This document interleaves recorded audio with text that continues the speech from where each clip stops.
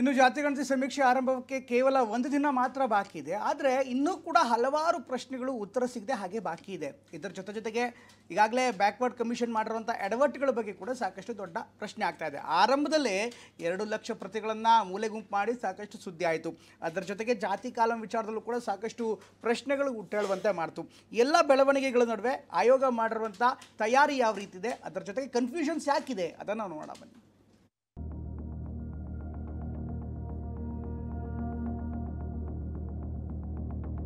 ಇದೆಲ್ಲ ಯಾವುದೇ ರೀತಿಯ ಮುಂಜಾಗ್ರತೆ ಕ್ರಮವನ್ನು ತೆಗೆದುಕೊಳ್ಳದೆ ಎಲ್ಲಾ ಸಮಾಜಗಳಿಗೆ ಯಾವ ರೀತಿ ಗೌರವ ಕೊಡಬೇಕು ಅಂತಕ್ಕಂಥ ಒಂದು ಚಿಂತನೆ ಇದೆ.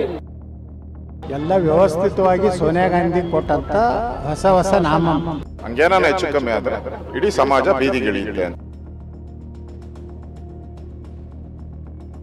ಧರ್ಮದಲ್ಲಿ ಸಾಕಷ್ಟು ಉಪಪಂಗಡಗಳಿದಾವಲ್ಲ, ಅವುಗಳನ್ನ ನೀವು ಪಟ್ಟಿಗೆ ಮಾಡಿಲ್ಲ. ಇನ್ನೂ ಸರ್ವೇನ ಪ್ರಾರಂಭ ಆಗಲಾರ್ದ ಗೊಂದಲಕ್ಕೆ ಯಾಕೆ ಹೋಗ್ಯಾರ? ಯಾರನ್ನ ಮೇಲಕ್ಕೆ ಯಾರು ಕೆಳಕ್ಕೆ ಮಾಡುವ ಪ್ರಯತ್ನ ಅಲ್ವೇ ಅಲ್ಲ.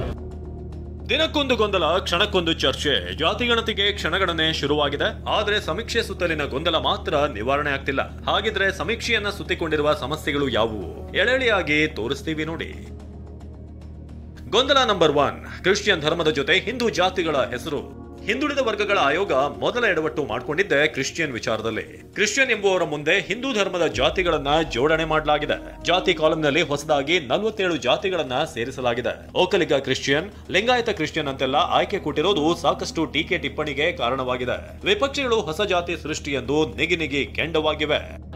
ಇಲ್ಲಿ ಬೆಂಕಿ ಹಚ್ಚತಕ್ಕಂಥ ಕೆಲಸಕ್ಕೆ ಕೊನೆ ಹಂತದಲ್ಲಿ ಈ ಮುಖ್ಯಮಂತ್ರಿಗಳು ಇದೆಲ್ಲ ಯಾವುದೇ ರೀತಿಯ ಮುಂಜಾಗ್ರತೆ ಕ್ರಮವನ್ನು ತೆಗೆದುಕೊಳ್ಳದೆ ಯೋಚನೆ ಮಾಡದೆ ಎಲ್ಲ ಸಮಾಜಗಳಿಗೆ ಯಾವ ರೀತಿ ಗೌರವ ಕೊಡಬೇಕು ಅಂತಕ್ಕಂಥ ಒಂದು ಸಣ್ಣ ಕಿಂಚಿತ್ತು ಚಿಂತನೆ ಇಲ್ಲದೆ ಇವತ್ತು ಈ ಸರ್ಕಾರ ಈ ರೀತಿಯನ್ನು ಮಾಡ್ಕೊಂಡು ಹೊರಟಿದ್ದಾರೆ. ಇದಕ್ಕೆ ಪ್ರತಿಫಲ ಮುಂದೆ ಕಾಣ್ತಾರೆ. ಯಾವುದೇ ಕಾರಣಕ್ಕೂ ಆದರೆ ಅದನ್ನ ಬೀದಿಗಿಳಿದು ಹೋರಾಟ ಮಾಡ್ತೀರಿ ಅಂತ ಕಾಲಂ ತೆಗಿಬೇಕು. ಹಂಗೇನ ಹೆಚ್ಚು ಕಮ್ಮಿ ಆದ್ರೆ ಇಡೀ ಸಮಾಜ ಬೀದಿಗಿಳಿಯುತ್ತೆ ಅಂತ ಸಂದೇಶನೂ ಕೂಡ ಆಗಿದೆ. ಎಲ್ಲ ವ್ಯವಸ್ಥಿತವಾಗಿ ಸೋನಿಯಾ ಗಾಂಧಿ ಕೊಟ್ಟಂತ ಹೊಸ ನಾಮ ಇದರ ಸಂಚಿನ ಹಿನ್ನೆಲೆಯಲ್ಲಿ ಇವತ್ತು ಏನು ಈ ರೀತಿಯ ಒಂದು ಜಾತಿ ವರ್ಗೀಕರಣ ಮಾಡ್ಯಾರ. ಅವು ನಮ್ಮ ದೇಶನಾಗನೇ ಇಲ್ಲ ಆ ಜಾತಿಗಳು.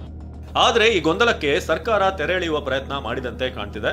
47 ಜಾತಿಯ ಕಾಲಂ ತೆಗೆದುಹಾಕಲು ಸರ್ಕಾರ ಸೂಚನೆ ಕೊಟ್ಟಿದೆ ಎಂಬ ಮಾಹಿತಿ TV9ಗೆ ಲಭ್ಯವಾಗಿದೆ. ಸಮೀಕ್ಷೆ ವೇಳೆ ಕ್ರಿಶ್ಚಿಯನ್ ಮತ್ತು ಮತಾಂತರ ಕ್ರಿಶ್ಚಿಯನ್ 2 ಕಾಲಂ ಬಳಕೆಗೆ ಸಲಹೆ ಕೊಟ್ಟಿದೆ. ಈ ನಡುವೆ ಕ್ರಿಶ್ಚಿಯನ್ ಸೇರ್ಪಡೆ ಬಗ್ಗೆ ಮರುಪರಿಶೀಲನೆ ನಡೆಸುವಂತೆ ರಾಜ್ಯಪಾಲರು ಸಿಎಂ ಸಿದ್ದರಾಮಯ್ಯಗೆ ಪತ್ರ ಬರೆದಿದ್ದಾರೆ. ಗೊಂದಲ ನಂಬರ್ 2, ಲಿಂಗಾಯತ ಜಾತಿಗಳ ಹೆಸರು ತಿರುಗಾಮುರುಗ. ಆಯೋಗದ 2ನೇ ದೊಡ್ಡ ಎಡವಟ್ಟು ಅಂದ್ರೆ ಅದು ಲಿಂಗಾಯತ ಸಮುದಾಯದ ವಿಚಾರದಲ್ಲಿ. ಲಿಂಗಾಯತ ಜಾತಿಗಳನ್ನ ತಿರುಗಾಮುರುಗ ಮಾಡಿಕೊಂಡು ಬರೆದಿರೋದು ಸಮುದಾಯದ ಅಸಮಾಧಾನಕ್ಕೆ ಕಾರಣವಾಗಿದೆ. ಒಂದು ಲಿಂಗಾಯತ ಅಗಸಕ್ಕೆ ಒಂದು ಕೋಡ್ ಕೊಟ್ಟಾರೆ, ಅಗಸ ಲಿಂಗಾಯತಕ್ಕೆ ಒಂದು ಕೋಡ್ ಕೊಟ್ಟಾರೆ. ಲಿಂಗಾಯತ ಕಮ್ಮಾರ ಬೇರೆ, ಕಮ್ಮಾರ ಲಿಂಗಾಯತ ಬೇರೆ. ಈ ಹಿಂದುಳಿದ ವರ್ಗ ಆಯೋಗ ಸಾಕಷ್ಟು ದ್ವಂದ್ವಗಳನ್ನು ಅದರಲ್ಲಿ ಹಾಕಿದೆ. ಗೊಂದಲ ನಂಬರ್ 3, ಜಾತಿ ಸೇರ್ಪಡೆಗೆ ಅಧ್ಯಯನ ಆಗಿಲ್ಲ, ಆಕ್ಷೇಪಣೆಗೆ ಅವಕಾಶ ಕೊಟ್ಟಿಲ್ಲ. ಇನ್ನು ಜಾತಿ ಸೇರ್ಪಡೆಯ ಬಗ್ಗೆ ಅಧ್ಯಯನ ಆಗಿಲ್ಲ, ಆಯೋಗ ಏಕಾಏಕಿ ನಿರ್ಣಯ ಕೈಗೊಂಡಿದೆ ಅನ್ನುವ ಆರೋಪ ಕೂಡ ಇದೆ. ಆಕ್ಷೇಪಣೆ ಸಲ್ಲಿಸುವುದಕ್ಕೆ ಹೆಚ್ಚು ಅವಕಾಶ ಕೊಟ್ಟಿಲ್ಲ ಎಂಬುದು ಗೊಂದಲ ಸೃಷ್ಟಿಸಿದೆ. ಗೊಂದಲ ನಂಬರ್ 4, ಹಳೆ ಕೈಪಿಡಿಗೂ ಹೊಸ ಕೈಪಿಡಿಗೂ ವ್ಯತ್ಯಾಸ.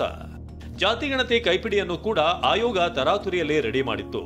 ಕೆಲವು ದೋಷಗಳು ಕಂಡು ಬಂದಿದ್ದ ಹಿನ್ನೆಲೆಯಲ್ಲಿ 1 ಕೋಟಿ ವೆಚ್ಚದಲ್ಲಿ 2 ಲಕ್ಷ ಕೈಪಿಡಿ ಮೂಲೆ ಗುಂಪಾಗಿತ್ತು. ಇದಾದ ಬಳಿಕ ಹೊಸ ಕೈಪಿಡಿ ರೆಡಿಯಾಗಿದ್ದು ಕೆಲವು ವ್ಯತ್ಯಾಸ ಕಂಡು ಬಂದಿದೆ.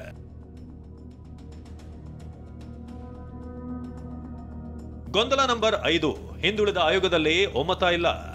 ಜಾತಿ ಗಣತಿ ಬಗ್ಗೆ TV9ಗೆ ಮತ್ತೊಂದು ಎಕ್ಸ್ಕ್ಲೂಸಿವ್ ಮಾಹಿತಿ ಲಭ್ಯವಾಗಿದೆ. ಜಾತಿ ಪಟ್ಟಿಗೆ ಆಯೋಗದಲ್ಲಿ ಒಮ್ಮತ ಮೂಡಿಲ್ಲ ಎನ್ನಲಾಗಿದೆ.